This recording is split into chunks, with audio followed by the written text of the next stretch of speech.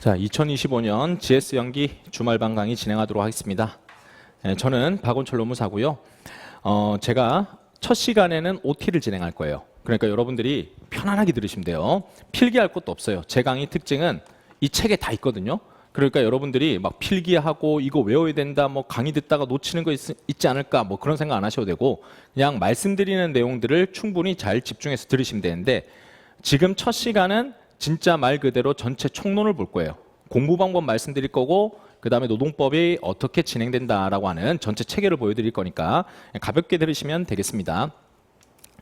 자, 지금 영순환 목표 이렇게 돼 있는데, 이 영순환 목표라기보다는 우리 시험의 목표를 말씀드린 겁니다. 지금 여러분들이 들으시는 강의는 1차가 아니라 2차 강의예요.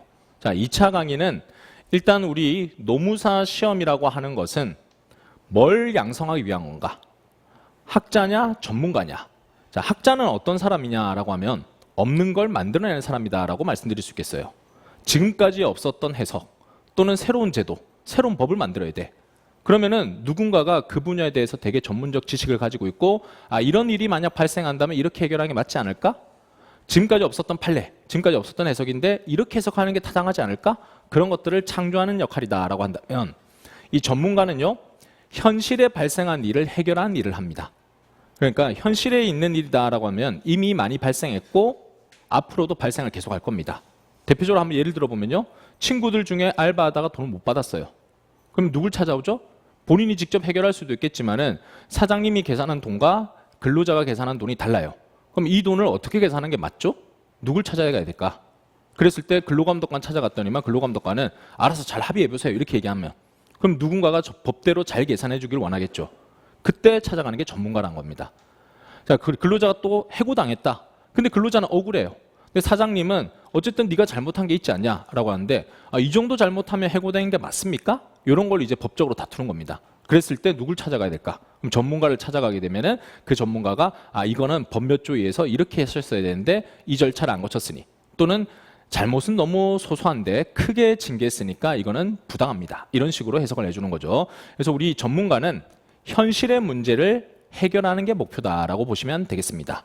그래서 여러분들이 석사, 박사 이 과정 있잖아요. 대학원에서 하는 석사, 박사 과정은 학자를 양성하는 거예요. 그래서 기존까지의 해석을 배우고 다른 나라 제도를 배우고, 그리고 우리나라에는 이런 일이 발생하면 어떻게 될 것인가, 그런 것들을 연구하는 거고, 전문가는 여러분들이 지금 치는 이 노무사 시험은 전문가 양성 과정이기 때문에 현재까지 있었던 우리나라의 법 제도 그리고 지금까지의 해석, 요거를 열심히 공부하신 다음에 이런 문제가 발생했다면 여러분들이 바로 솔루션을 줄 수 있어야 된다, 이렇게 말씀드릴 수 있겠습니다. 자, 그러면 거기에 맞춰서 우리 시험 제도는 전문가 양성 과정이기 때문에 과거와 시험 제도가 좀 많이 달라졌어요. 제가 시험 준비했던 2010년 기점으로 이전에는 약간 학자 스타일의 문제가 많이 나왔어요. 그게 뭐냐면 이제 사례형 문제가 아니라 서술형 문제라고 하는데, 뭐 각종 목차들, 그리고 이 제도의 관련 문제들, 다른 나라 제도는 어떻게 되는지 비교법, 이런 것들 쓰는 게 과거의 시험 문제였다고 한다면, 지금은 사례형 문제라 해가지고 제가 말씀드린 것처럼 이런 사건이 발생했다. 그러면 여기에 관해서는 어떤 법조문을 써야 될까, 어떤 판례를 써야 될까, 그리고 해결은 어떻게 될까라고 하는 솔루션을 제시해줘라라고 하는 게 지금의 시험 문제다라고 보시면 되겠습니다. 그래서 지금 문제 해결 능력을 요구한다라고 돼 있는데, 이 문제 해결은 법적 해결 능력이다라고 돼 있죠. 일단 여러분들은 지식을 쌓아야 됩니다. 이 지식이 방금 말씀드렸어요. 우리 교재에 있는 이제 법조문 그리고 그 해석, 요것들을 일단 이미 다 해석이 돼 있습니다. 그 부분들을 공부하시는 거예요. 법조문의 해석이 학설과 판례가 있는 거예요. 학설은 교수님들이 이 법은 이렇게 해석해야 돼라고 하는 학자들의 관점인 거고, 판례는 이 사건이 실제 벌어졌을 때 법원에 가서 어떻게 해석하는 게 맞을까요? 라고 해서 싸움의 결과물로서 나온 해결이다라고 보시면 되겠습니다. 자, 그러면 여기서 들어보시니까 학설이 중요해 보여요? 판례가 중요해 보여요? 질문을 드린 겁니다. 듣고 계시죠? 네, 판례가 중요하겠죠. 예전에는 학설이 중요했단 말이에요.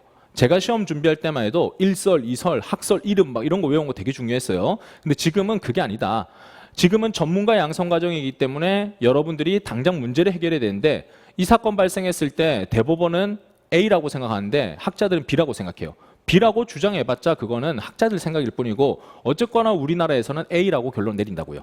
그러면 여러분들은 판례를 열심히 해야 된다. 이렇게 말씀드릴 수 있겠습니다. 그래서 지금 우리는 지식, 법조문은 2차는 주어져요. 그러니까 외울 필요가 없어요. 요거는 어디에 있는지 위치만 알면 돼요. 근데 그 해석인 법적 해결 능력의 기초가 되고 있는 해석은 판례. 판례를 외우는 게 여러분들의 공부의 핵심이 된다라고 말씀드릴 수가 있겠습니다.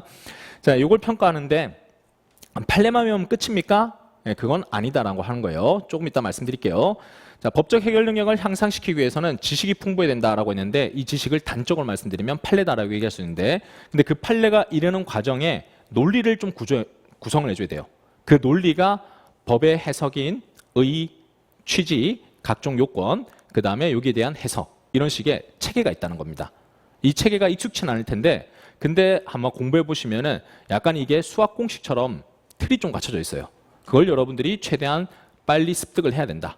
그래서 이거는 형식이 갖춰져 있는 게 법이에요. 법은 틀이 갖춰져 있기 때문에 이 틀을 벗어나서 나만의 창작으로 간다라고 하면 점수를 얻을 수가 없습니다. 왜 그런 얘기 들어보시지 않았어요? 그 의사 병원에 가시면은 진단서에 막 뭐라고 쓰잖아요. 근데 그거 보면은 별거 아닌 용어들인데 되게 의학적인 전문 용어들로 쓰잖아요. 막 필기체로 돼가지고 이게 도대체 뭐죠 하고 물어보면 콧물이란 말이에요. 뭐지? 이런 생각이 드는데 콧물 쓰면 되는데 그렇게 하는 순간 권위가 무너지잖아요.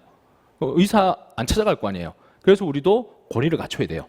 어려운 용어들 써야 되고 어려운 체계를 갖춘 것처럼 해서 뭔가 틀을 갖춘 것처럼 나름 열심히 공부한 것처럼 해줘야 됩니다. 그래서 그 틀이 갖춰져 있고 이거를 빨리 친숙해지도록 노력을 해야 된다. 이렇게 말씀드릴 수 있겠어요. 그래서 이 지식은 틀, 형식을 갖춰야 되고 형식은 목차라고 하는 걸 공부할 겁니다. 그리고 그 안에 용어들을 어쨌든 법정 용어들로 가야 됩니다. 근데 이게 제일 힘들단 말이에요. 여러분들 중에 법학과 출신이다라고 하면 그래도 좀 친숙할 텐데 법학과 출신 아니다라고 하시면은 이 용어 자체가 일상 용어로 나와요. 일상으로 해도 충분히 이해가 되니까. 하지만 그렇게 하면은 점수를 얻을 수가 없다. 왜? 콧물이라고 쓰는 거니까.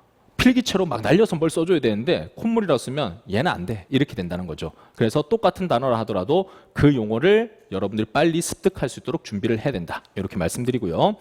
형식 그리고 그 내용인 판례. 요거 두 가지를 우리는 지식이다라고 생각하시면 되겠다. 그걸 계속 공부하는 게 이 교재 안에 있는 내용을 공부하는 거다라고 보시면 되겠습니다. 그리고 자 이해를 해야 되고 어떤 상황이나 지식을 떠올릴 수 있는 암기가 모두 갖춰져야 된다라고 돼 있죠. 법학은 이해와 암기를 잘하는 사람이 빨리 붙는다 이렇게 얘기를 해요. 이해는 형식과 용어를 외웠어요. 근데 그 말이 뭔지 몰라. 어떤 상황에 쓰는 건지 몰라. 그러면 아무 의미가 없겠죠. 그래서 이해와 이해와 암기 둘 다를 잘해줘서 암기를 해서 형식과 판례 내용을 줄줄 쓸 수 있어야 되고 그게 어떤 상황에 적용될 수 있는지를 다 접목을 하셔야 된다. 이렇게 말씀드릴 수가 있겠어요. 네, 들어보니까 목표가 너무 크지 않습니까? 네, 그래서 여러분들이 이거를 내 한계를 뛰어넘겠다 생각하지 않고 그냥 올해는 이해만 열심히 하자. 암기는 나중에 하자. 이렇게 되면 이제 수험이 3년 가는 거예요. 암기만 열심히 했어요. 근데 이해 없는 암기는 되게 추상적이고 되게 오래 가지 못해요. 아무 뜻도 모르고 그냥 여러분들이 글을 외웠다 치면 그 글이 오래 가겠냐는 거죠. 다 날아가겠죠? 그래서 이 두 가지가 조화롭게 이루어져야 된다라고 말씀드리고 근데 이거는 시간을 들여야 돼요.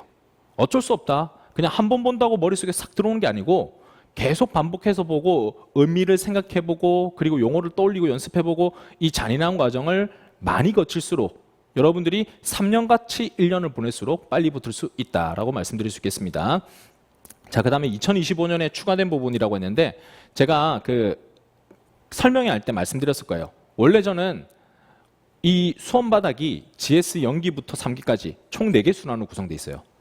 연기 때는 그냥 좀 처음이니까 쉽게 이해한다라고 생각하면서 강의를 그냥 이론들을 좀 전개하고 1기 때는 좀 암기시켜주고 그 다음에 2기 때 답안지 쓰고 3기 때 이제 모의고사 풀고 이렇게 하는 순환으로 전개가 됐거든요. 근데 그렇게 하니까